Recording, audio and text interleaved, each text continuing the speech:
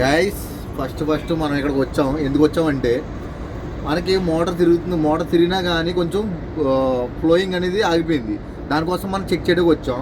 ఎందుకంటే ఫస్ట్ కొండ ఏం చేయాలంటే మనం ఫస్ట్ కొండగా మెయిన్ ఐసోలేటర్ బంద్ చేయాలి.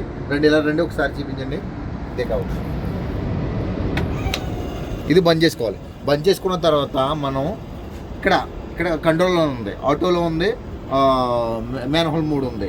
ఆఫ్ మోడ్లో పెట్టుకోవాలి. ఆఫ్ మోడ్లో పెట్టుకున్న తర్వాత మనం ఏం చేయాలంటే ఇది ఓపెన్ చేసి చూసుకోవాలి. ఇప్పుడు పవర్ అయితే ఉందో లేదో చూసుకోవాలి, చెక్ చేసుకోవాలి. అంటే టెస్టర్ పెడితే మనకి పవర్ కనిపించదు. అందు గురించి మనం మీటర్ వాడుతున్నాం. మనం మీటర్ వాడిన వెంటనే మనం తెలుస్తుంది. ఏసీ వోల్టేజ్ కాబట్టి ఏసీకి మనం వాడుతున్నాం. ఓకే, మనం చెక్ చేస్తున్నాం.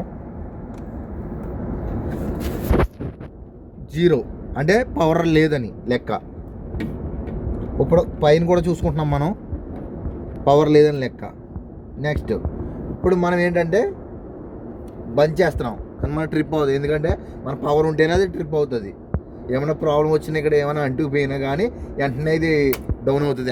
వెంటనే డౌన్ అవ్వడం కోసం మనం అది వేస్తాం అన్నమాట. ఓకే, ఇప్పుడు నేను ఇప్పుడు ఏం చేస్తున్నానంటే ఇప్పుడు ఐసోలేటర్ ఆన్ చేస్తున్నాను. ఇప్పుడు ఈ ఐసోలేటర్ ఆన్ చేసినా అంటే ఇక్కడ పవర్ వస్తుంది.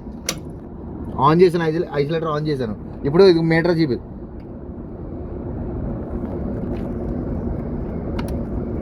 గైస్ 0 చూపిస్తుంది కదా, అంటే ఆఫ్లో ఉంది. ఇప్పుడు ఇది ఆఫ్లో ఉంది కాబట్టి మీ 0 చూపిస్తుంది.